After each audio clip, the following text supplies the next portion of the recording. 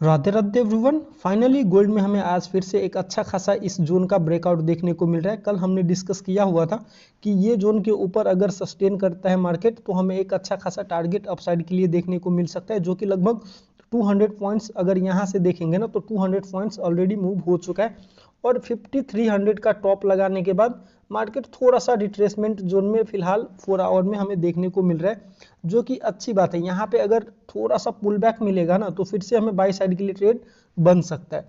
इसको थोड़ा सा और लोअर टाइम फ्रेम में देखते हैं कि बाइंग जोन हमें फिर से कहाँ पे मिलेगा, डिस्कस करते हैं।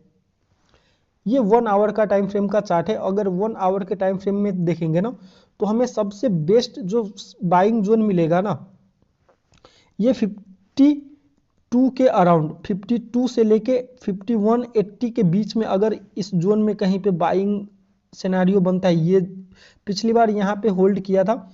अगर यहाँ पे कहीं पे कुछ सिनेरियो बनता है तो यहाँ से फिर से एक अच्छा खासा हमें बाई साइड के लिए ट्रेड मिल सकता है। 1 आवर के टाइम फ्रेम के अकॉर्डिंग देखेंगे तो कुछ हमें इस तरीके से दिख रहा है। 5185 का एक जोन है और यहाँ पे कुछ होता है तो यहाँ से अच्छा खासा बाई साइड के लिए प्लान हो सकता है।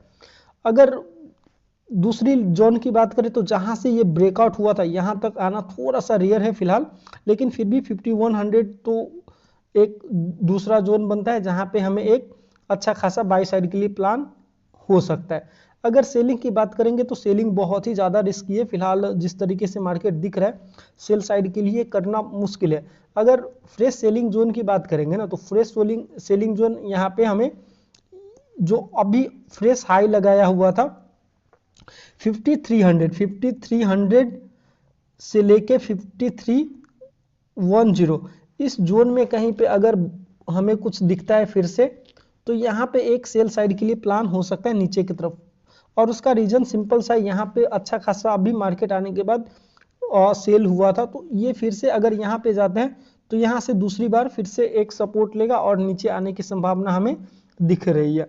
तो बहुत ज़्यादा बड़ा यहाँ पे सेलिस साइड का ट्रेड नहीं बनेगा, लेकिन हाँ रिस्क रिवार्ड मेंटेन हो जाएगा। 1:2-3 तो आराम से ही मिल जाएगा। यहाँ पे एक सेलिंग का प्लान हो सकता है।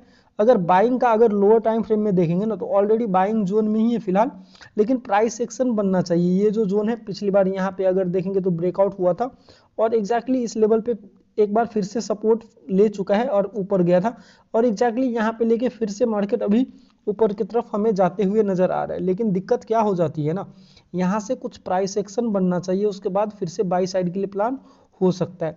तो वेट करेंगे अपने जोन आने का। अगर ये टॉप पे आता है तो यहाँ से मैं सेल का प्लान करूंगा। अगर यहाँ से कुछ मुझे इस जोन पे जैसे अभी दिख रहा है, अगर यहाँ पे कुछ मुझे सेलिंग बाइंग का ट्रेड मिलता है यहाँ पे तो फिर से मैं एक बाई साइड के लिए प्लान कर सकता हूँ।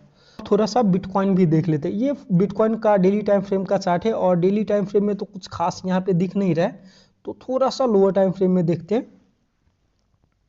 देखिए ये 4 आवर का टाइम फ्रेम का चार्ट है और 4 आवर में ये अपने सेलिंग जोन से ही अभी रेजिस्टेंस लेके यहाँ पे नीचे की तरफ हमें देखने को मिल रहा है। हमें फ्रेश बाइंग और सेलिंग कहाँ पे मिलेगा? बाइंग के लिए बेस्ट सिनेरियो क्या होगा ना, ये फिर से अगर आता है इस जोन पे जहाँ से मार्केट अभी ऊपर आया हुआ था, फिर से अगर 86,400 के आसपास में कहीं पे हमें दिखता है तो फिर से एक बाई साइड के लिए प्लान हो सकता है। अदरवाइज ये ऊपर जिस तरीके से अभी वोलेटिलिटी है, यहाँ पे अभी सेलिंग सिनेरियो, सेलिंग जोन से ही अभी मार्केट नीचे आ रहा है। लेकिन यहाँ पे देखेंगे तो अभी ये जो सपोर्ट फेस कर रहा है इसको अगर ब्रेक करता है ना तो एक अच्छा खासा हमें डाउन साइड के लिए प्लान हो सकता है। तो वेट करेंगे, थोड़ा सा देखते हैं। अगर ये जोन के नीचे आता है तो मैं यहाँ पे एक सेल साइड के लिए प्लान करने का प्लान कर रहा हूँ। तो बस इतना ही आज के इस वीडियो में। राधे राधे, हरे कृष्णा।